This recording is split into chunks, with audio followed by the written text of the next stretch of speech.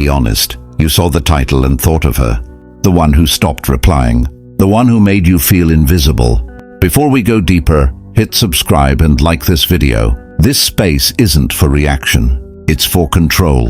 Now picture this. You're standing there, phone in hand, checking messages that never come. Her silence eats at you more than her words ever did.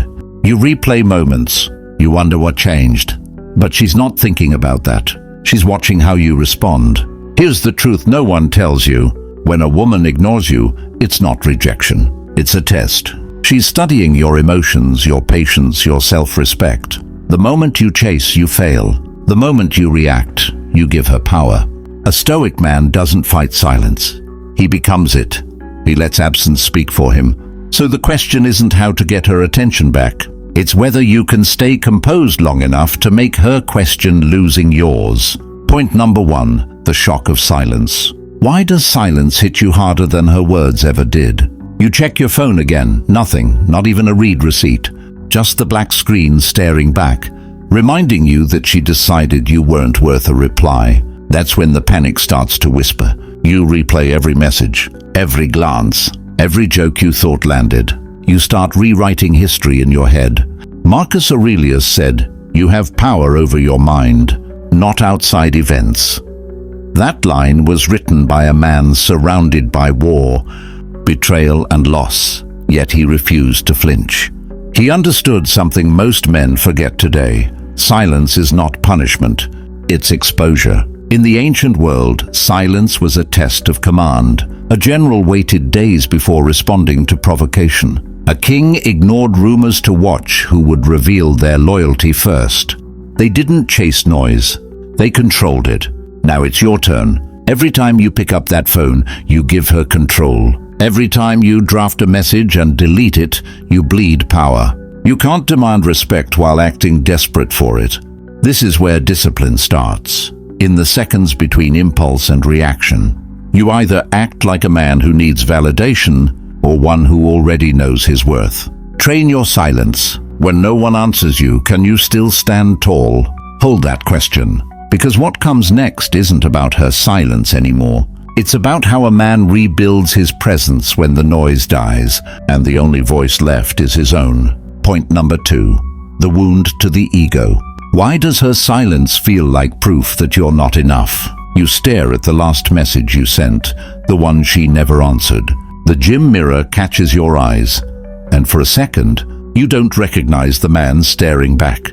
The confidence looks cracked. You can lift 300 pounds, but one unanswered text makes you weak. Seneca wrote, "What upsets people is not things themselves, but their judgments about things. You think her ignoring you means you lost. But what if it just exposed what you've built your worth on?" In Rome, a warrior's ego wasn't fed by applause. It was forged in loss, humiliation, and restraint. He didn't need validation to act with strength. He needed only his own standard. Modern men break faster. A woman pulls away and the mind floods with stories. She found someone better. I said something wrong. I'm losing my edge. None of that is real. The wound isn't from her silence. It's from your dependency on her reaction to feel alive. Your ego is fragile because it's borrowed. It depends on someone else's gaze to stand tall. True power starts when you stop seeking mirrors and start facing your reflection. Let the sting burn. Don't cover it. Don't explain it. Let it show you how easily your sense of self bends under pressure. Then build it back. Quietly, slowly, unshakably. Seal the wound by refusing to need her response. Can you live without her validation and still feel complete? Keep that question close. Because next, we'll strip away the illusions that keep you chasing noise and reveal how reaction is the trap that kills your strength. Point number 3, the trap of reaction. Why do you always move first? She pulls away and you rush to close the gap. You double text. You check her story. You tell yourself you don't care while your every move says you do. That's the trap. The instant you react, you confirm her power. You think silence is a weakness, so you try to fix it. You think action proves strength, but action driven by fear is just panic wearing armor. Epictetus said, "No man is free who is not a master of himself. When you react, you hand her the leash. You make her emotion your command. You become what she decides you'll be. Desperate, confused, chasing. In the ancient world, warriors trained to wait. They learned to see movement as bait. They stood still until the moment was right. Modern men forgot that art. You confuse movement with control, but the calm man controls the room. Every reaction you make is a message. You still control me. Every silence you hold is another message. I'm untouchable. The trap isn't her silence. It's your addiction to respond, to prove, to explain. She's not testing your love. She's measuring your control. And most men fail that test before it even starts. You want her attention back? Stop chasing it. Stop performing for it. Stop teaching her that ignoring you gets results. Hold your position. Let discomfort do its work. Watch how fast power shifts when you no longer play the game. Control your impulse. When she goes quiet, can you? Because next, we'll explore the only move that makes her question everything. The strength hidden inside restraint. Point number 4. The power of restraint. Why is restraint so hard for you? You tell yourself you're calm, but your phone betrays you. Your fingers hover, your chest tightens, your mind races through every version of a text you'll never send. That moment is the battlefield. Not against her, but against yourself. Seneca wrote, "He who conquers his anger conquers his greatest enemy." Restraint isn't passive. It's violent discipline turned inward. The man who holds back his words is the man who owns his emotions. In ancient times, a warrior didn't swing at every insult. He waited, he read the air. He let the other man burn his energy. Only then did he strike once cleanly. Restraint was his edge. It still is. Modern men confuse reaction with power. You think proving your point wins your respect. It doesn't. It shows you're easy to pull. The strong man doesn't need to prove he's strong. His silence says it for him. When she ignores you, she's not the threat. Your urge to prove your worth is. Every time you resist that urge, you grow harder to control. You build tension instead of bleeding it out. You turn chaos into gravity. Restraint is control in motion. It's saying, I could act, but I choose not to. That choice creates presence. It makes people wonder, what's he thinking? What's he capable of? Every king you've ever admired mastered restraint before power. You don't need to respond to be seen. You need to hold your ground long enough for her to feel your absence. Resist the pull. Can you let silence do the speaking for you? Because next, you'll learn how presence returns. Not by force, but by the quiet that follows every man who learns to stop chasing. Point number 5. The return of presence. Why do they always come back when you stop caring? You spend weeks chasing, explaining, proving your worth. Nothing works. Then one day you stop. You pull your energy back. You go silent. Suddenly she notices again. That's not magic. That's the presence of returning. Marcus Aurelius wrote, "The soul becomes dyed with the color of its thoughts." When your thoughts stop orbiting someone else, your energy turns inward. You stand taller. You speak slower. You look alive again. That's what she feels. Not your absence, but your gravity. In ancient Rome, a leader didn't chase loyalty. He embodied strength until others aligned with him. That's how respect worked. You don't demand it. You generate it. Presence is the same. It can't be begged for. It's built through stillness. When you detach, your words gain weight. Your silence starts speaking louder than your arguments ever did. You stop reacting and that control becomes magnetic. She sees the shift but can't name it. It unsettles her. The man who doesn't need to be seen always is. Because presence isn't about being in her mind. It's about being unshakable in yours. Stop trying to be noticed. Start being undeniable. That's when the balance changes. When she reaches out, it's not to test you anymore. It's to find what she lost. The man who stopped orbiting her. Reclaim your space. Can you stand so still that she feels your absence as power, not punishment? Because next, you'll see what happens.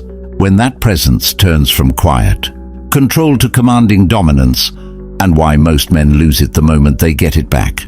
Point number 6. The mirror effect. Why does she suddenly act like you did when she ignored you? You notice it one day. The texts come slower. Her tone changes. She starts asking questions you used to ask. That's not coincidence. That's the mirror effect. She's now feeling the emptiness she once made you feel. Seneca said, "We suffer more in imagination than in reality." When you pulled back, you stopped feeding her imagination. You stopped being predictable. The silence she once used now turns on her. She starts wondering what you're doing, who you're seeing, whether you've moved on.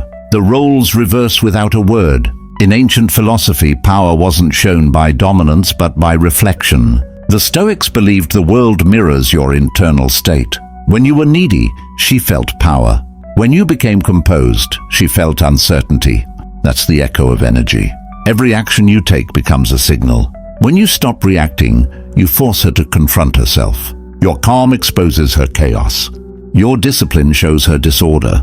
She can't escape that mirror because it reflects everything she denied. You don't win by punishing her. You win by mastering yourself so completely that her only option is to meet your level or fade away. Hold your ground. Can you look into that mirror without flinching, even when it shows the parts of you that once begged to be seen? Because the next shift is deeper. When the mirror stops showing her reflection and starts revealing yours, you'll face the hardest truth of all, what you really were chasing the entire time. Point number 7, the lesson in control. Why do you always want control only after you've lost it? You chase her attention, her approval, her reaction. But once she pulls away, you remember what control actually feels like. Not dominance, discipline. That's the part most men forget. You sit in your car after another silent day. The phone stays still. Your mind screams for closure. That's the moment the weak man breaks. The strong man breathes, because he knows control starts where emotion ends. Epictetus said, "No man is free who is not a master of himself." The ancients knew the real battle was internal. The world can ignore you, tempt you, betray you, but it can't command your response. The Romans trained their soldiers to stand still under insult, under pain, under fear. You train the same way now, not with swords, but with silence. When you refuse to chase, when you don't explain, when you let time do the talking, you regain control over the one thing that matters, your energy. Every reaction is a transaction. The more you spend, the weaker you get. The more you conserve, the stronger your presence becomes. That's the quiet arithmetic of power. Control is not about holding her. It's about holding yourself when every part of you wants to let go. Hold the line. Can you keep your composure when your ego screams to act? Because the final step isn't control over her, it's control over the storm within. And once you master that, you won't need to chase power. You'll embody it. Point number 8, the quiet victory. When was the last time you won by doing nothing? Not by arguing, not by explaining, just by standing still while chaos begged for your reaction. That's the quiet victory few men ever taste. You sit alone, the phone finally dead, her silence loud enough to echo in your head. You want to reach out, to fix it, to prove your worth one more time. But you don't. You stay still, and in that stillness something shifts. You feel control return like breath after drowning. Marcus Aurelius said, "The best revenge is to be unlike him who performed the injury." That's the essence of this moment. You don't fight noise with noise. You win by starving the fire of fuel. The Stoics understood that restraint isn't weakness. It's proof of command.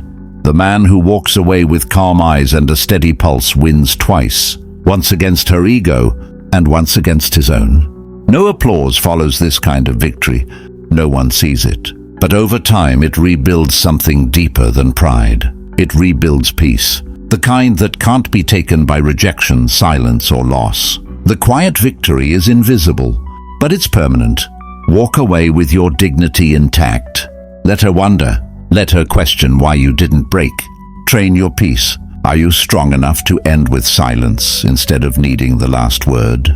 Because when you can stand in stillness while the world tests your patience, you've already won the war she doesn't even know she started. Every man faces that moment when silence cuts deeper than words, when her distance forces you to confront what's real and what's only pride. If this video reminded you of that truth, then you already understand. The power isn't in chasing her. It's in mastering yourself. The message was never about winning her back.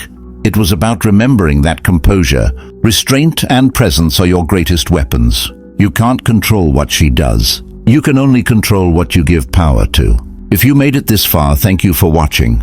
You're not just another viewer here. You're part of a community of men who choose clarity over chaos and strength over reaction. If you found value in this, hit subscribe and stay with us.